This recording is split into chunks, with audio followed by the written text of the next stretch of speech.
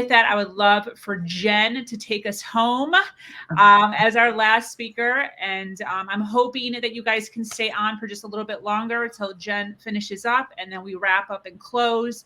I so appreciate every one of you being here with us today. So Jen. Thank you. And yes, thank you everyone for sticking around. This has been such a great, empowering conversation. Just to quickly reintroduce myself, I am Jen Massey. I'm a mindset and empowerment coach who's really passionate about empowering women and small business owners and executives break free from the limitations that are holding them back from achieving their full potential and success on their terms. And Lynette, I'm actually I still want to share my win from this last year. So I'm just going to lead in with that. Because I am all about helping people truly understand what success is for them. And more than ever, this year, I felt myself walking the talk and stepping into what I coach on and help people with. And it's redefining success, and it's knowing that success comes from within. It's the feelings that you're trying to achieve. And for me, for my business, when I first became an entrepreneur and a small business owner, I was like, I'm a small business owner. I can't work for the big guy. Like, I'm doing this all on my own. But I realized that was limiting my potential. And there was an opportunity for me to, in addition to my private practice, start consulting with another coaching company. So I'm still doing what I love, but 50% of my time is with this company. And the reason that I was so excited about that is because it got me one step closer to my goal. So my husband and I, for the past 2 years, have kind of had our eyes moving to Oregon. And this side gig helped me realize our potential. So right now I'm sitting here in Oregon. My husband and I moved from Philadelphia last week, and I am now staring at North Sister through my window. So you have the power to create success on your terms, and you have the power. And I just want to celebrate that, like, I'm actually walking the talk and evidence that kind of what we're all saying here, which is if you speak your dreams, take a little bit of initiative and trust the process, you can fully realize who you are and what you're meant to do and realize success. So my question for all of you, as I keep stealing peeks at the mountain, because the sun has finally come up, because when we started this, it was 6 a.m. my time, but the mountain is beautiful right now. But the question I have for all of you is, how do you define success? Because I'm sure it looks different for each and every one of you. And I think it's so important for our listeners to realize there is no one definition. So who would like to kick off that? Lisa. I define success as making my patients well, helping people get back to their lives. And for me, that is, it turns out to be only maybe 5 or 6 patients a week, but it gives me purpose. And, everybody has to define it by their own way. And that is what works for me. So I love that. Thank you. Michelle.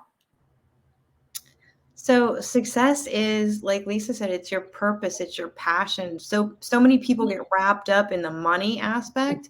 Money is the lowest level of success, right? When people get stuck in that chasing the money, they're never going to reach their full potential of success. You have to yes, money is good. Everyone needs money. The more money they make, the more they can help more people, the more things that they can do to make the world a better place, right? The more abundance they can live in. But they got to get to those next levels of learning. How can you, first you want to make connections with people. You want to build relationships. Then you want to move on to learning. And then at the top, tie it all in with your purpose and your passion.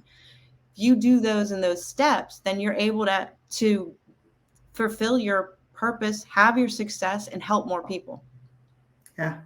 And we just, to that point, Blue just made a comment that money is the lowest level of success. And absolutely, there's an idea of like, we need to have enough, and enough is different for everybody. We all have different family situations, but you need enough money. And you can find ways through bartering and other things to get there. But once you have enough, it truly is, it's like the Maslow's hierarchy of needs. Once those basic needs are fulfilled, then you can truly step out and start tapping into what's inside and reaching your full potential. Nicole, did I see that you wanted to say something?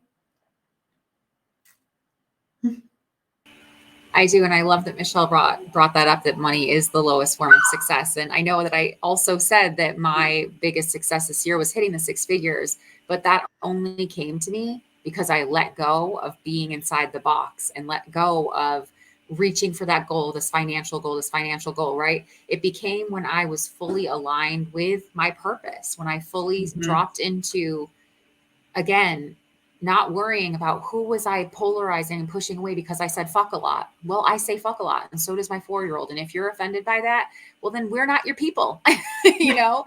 And really just tapping into, how do I offer myself from the truest form of really just allowing source, God, spirit, whatever it is that you call it, to use you as that vessel, because your soul is on a very specific mission. And your mission is going to be completely different than everyone else's. So when you allow source to work through and use that vessel, then you will always be more than enough, and that everything around you will be successful. So for me, I define success as am I living my truth and in alignment with my values?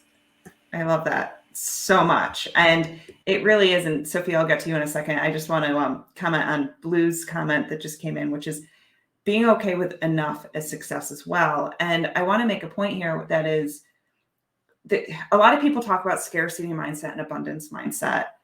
And scarcity mindset is the mindset that you don't have enough, that there's never enough. Abundance mindset is having enough. It's not having more than enough. More than enough is excess. To live with the abundance mindset is just knowing that you're enough and that you have enough. And Nicole, speaking to your comment about like what lights your soul on fire and being aligned, my story is actually very similar to Lisa's, where I always had this gut feeling that I was meant to empower and inspire people, but I didn't know what that looked like. And I did a Google search. Like, I was in a low of lows, and I literally just Googled careers that can help me empower and inspire people. And that's how I found coaching. And then I enrolled in my coaching program. So like, finding your purpose, like a lot of times, and we all are living our purpose, but a lot of the listeners may not be. So it's understanding, what are your values, what makes you special, what makes you, and just start Googling to start seeing what connects with you and doesn't connect with you. And start leaning in that way.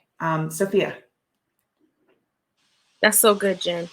I'm following the same train. My business coach, she talks about, we chase purpose, not money. So we call ourselves purpose chasers, and that's what it's all about. Like, I'm a God girl, and so if I'm in alignment with what he's calling me to do and I'm chasing my purpose, that's my success, because everybody, we're all different. Like we talked about, we're all different, and we have different aspirations and different gifts, and everybody might not like what I'm doing, but as long as I like what I'm doing and I'm chasing the purpose that I feel like I'm called to, then that's the success. That's it right there. Awesome. I just saw Lucy drop a comment in. I'm going to abbreviate this a little bit, but it's all about like getting dialed up and feeling like you have to spend time getting made up to feel worthy and being accepted in the entrepreneurial world. I do think a lot of that comes to society's expectations of us and us having the confidence to break through that. In the beginning, I very much felt, coming out of a corporate environment, like, oh, I'm giving a talk, like, let me put on a blazer or let me do this. And I am not my best self when I am wearing a blazer. You all are lucky that I'm not wearing like my robe right now. My husband tells me I look like a pimp when I have it on, so I try not to wear that onto video calls. But like, you got to be you, and you got to be comfortable, and you have to know that you are worthy, and the value you bring to people is not in the appearance of who you are. So if you feel good with makeup on, put makeup on. If you don't feel good with makeup on, don't put makeup on. I personally can't wear makeup. My skin doesn't allow it. So I don't. And does that mean I look washed out sometimes on camera? Yeah. You know what? Doesn't matter. The value coming out of my mouth does not change. So Lucy, definitely start to understand like what makes you feel most comfortable. And if you do feel most comfortable getting made up, then change your mindset around it. Rather than looking at it like it's a chore, embrace it as something that you want to do so that you can feel empowered. Got to find your own answer there. But yeah, I personally, like I said, I operate in my best self with baseball hats on. So that's what my clients get. Even the side consulting gig. And usually in the first call, I'm like, if they're lucky, they get a blouse. Otherwise, I'm in a hoodie. And I'm like, I know this is executive coaching. This is who you hired. Let's go. So I would love to. Yeah. I would love to share. That's a great question that Lucy asked. One of the things that makes me feel successful is my ability to manage my yeses and feel good about it. Because when you say yes to others, you say no to yourself. When you say yes to yourself, you say no to others. And it's not always a yes to yourself. It's not always a yes to others. But when you balance that, so wherever my yes is, I want to feel good about it. Like if I told you, actually, I'm saying yes to me, so it's a no to you, I want to feel good about it. And the more I practice, the better I feel good about it. And so that makes me successful. I love that so much. A super powerful question that people can ask themselves. And this is great for anyone struggling with setting boundaries around their time, space, energy, around how they're presenting themselves. By saying yes to this, what am I saying no to? And you really have to weigh the two options to say, which one do I care about more? So by saying yes to this, what am I saying no to? And if you're the one that you're saying no to, check your priorities. Anyone else have any final comment? Go ahead. Crystal. Hi. On the question of what does success look like for me, I have to say it's work-life balance. And I can't describe it to you, but I know it when I see it. It's like porn. When you see it, when you feel it, right? Yeah, exactly. And as far as Lucy's question about the dressing for success, I grew up in the generation where you had to dress for success, and because we're women in the workplace, and you have to work that much harder at dressing for success and wear the power suit and all that kind of thing. And I still get called out for not wearing makeup and things of that nature. And I have always felt much like you do, Jen, that, if people want to work with me, they're going to work with me regardless of what I'm wearing. The pandemic has been a wonderful blessing because every court date has become so much different. Rather than having to spend 2 hours in the morning getting ready and being uncomfortable and wearing high heels and nylons and all this nonsense, I can just dress the top of me and wear sweatpants underneath. I totally have flannel pants on right now. Yeah. And it is, especially if you come out of an environment where you're expected to look and dress a certain way. I didn't receive a promotion one time because they didn't like how I dressed. They thought I wasn't professional enough. And I was wearing business professional clothes. I was just very insecure in my own body. So I wasn't wearing what they wanted in the accounting field. And it's like, you have to be comfortable in your own skin, and you have to know that you're enough no matter what you have on. And yes, thank goodness for the pandemic and making flannel pants acceptable when you're presenting to a group like this. Erica, go ahead. I have a really quick suggestion that can help, especially for women. And when we battle with not feeling good because we don't think that we're putting on a worthy or professional appearance, find people who do it well that you can emulate. Again, find people you can compare. So hook up with Sophia and say, Sophia, what are your top 3 tips to just freshen up my face so I feel great? And she'll say mascara, lip gloss and throw some blush on your face or something, like whatever. She's going to have her tips. Know your color palette, right? Know what colors look best on you so that no matter what's here, if you wear this color, it changes how you're perceived on video and how people interact with you because you look vibrant and healthy. And then make sure health and wellness, you are taking care of yourself. Because if you do those things, it doesn't matter if you do winged eyeliner, you have your hair done and you look like $1 million, people will still listen to what you say. And also know you aren't for everybody. Nicole and I love to cuss. We use it in our teaching. We use it in our everyday language. And so people who may be a little bit more conservative wouldn't be our clientele. If you dress like $1 million as a real estate agent or as a lawyer, and then you attract that type of clientele, and be okay with that. Like, be okay of, I am appearance attracting, I am not. It doesn't really matter, but know who your clientele and who you're appealing to. Social media has distorted what we think is the expectation. And so understand, as much as some people want to use a filter, there's millions of people who don't want you to use a filter, and they could be your client too. So there's somebody out there for all of us. And then just make sure you have adequate resources so that you do show up, like all of us have said, feeling your best version of yourself.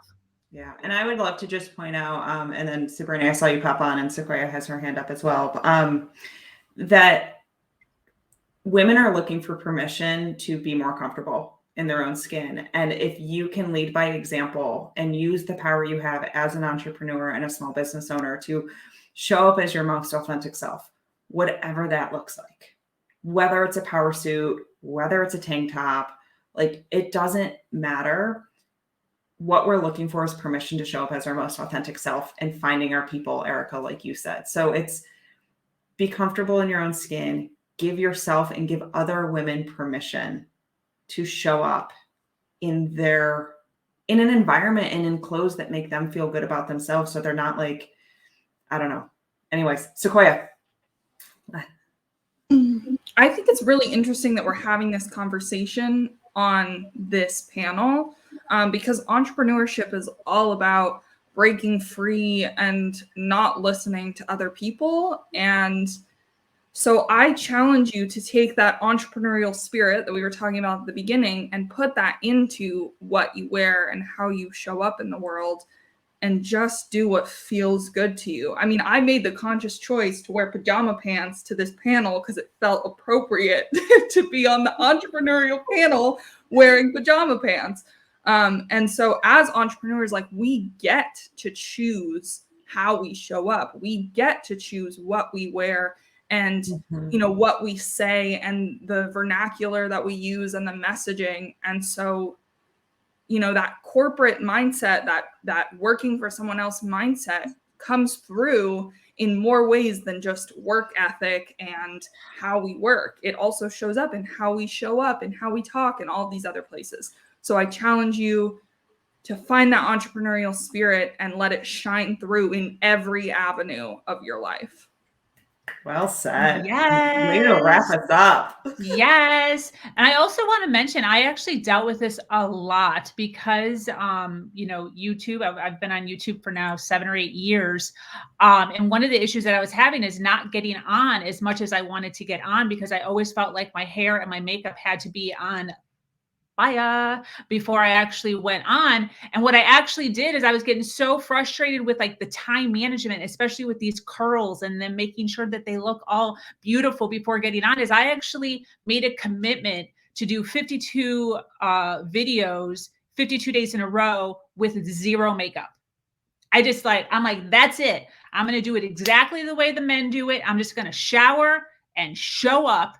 And what it did is it was a serious freedom. And I announced that I was going to do it. I said I was going to do it. And I did 52 videos, no makeup in a row.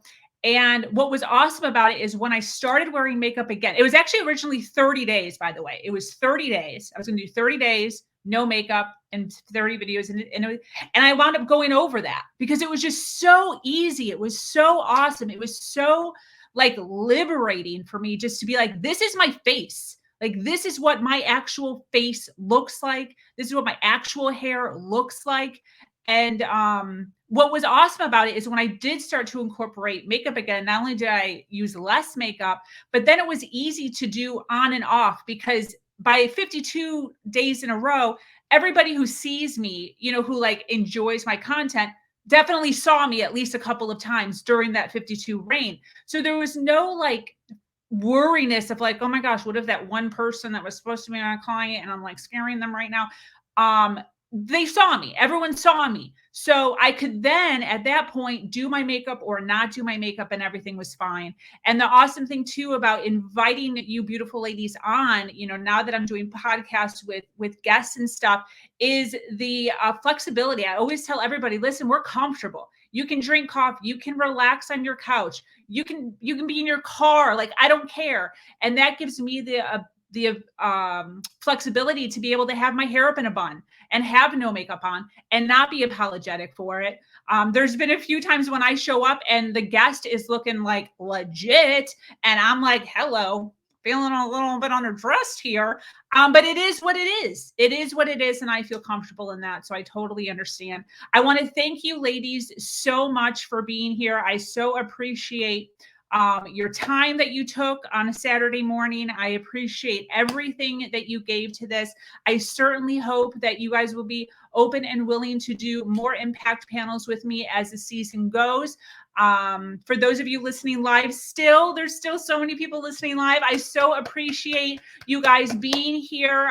The number literally kept going up. It was not going down. So that's always one of the things is when you start to lose people. But we kept the energy going and the energy flowing, and the information was phenomenal. So I so appreciate that. Excuse me. For those of you that are looking to connect with these ladies, a lot of them are tagged on Facebook. A lot of them are tagged on LinkedIn, also Instagram. So I know that they're going to be, you know, frivolously typing and connecting with people. So anybody who wants to connect with these ladies, you know, flow through the comments and through the threads, and you'll see them tagged randomly. And then also their contact information was flowing on the bottom. So maybe click back and maybe their information will be at the bottom. So thank you so much for joining us here on Her Version. If you have an amazing story to share of struggle to triumph, be sure to reach out to me here or at herversion.life. We have a brand new homepage that is just filled with content. We are just expanding with content. And I'm so, so excited for the community, the platform, and these ladies that are willing to give their time and to give back. So I am your host, Sabrina Victoria, and I'm so grateful to be here sharing a platform that allows people to share their truth and inspire others to do something awesome today. Much love. Thank you. Thank you. Bye.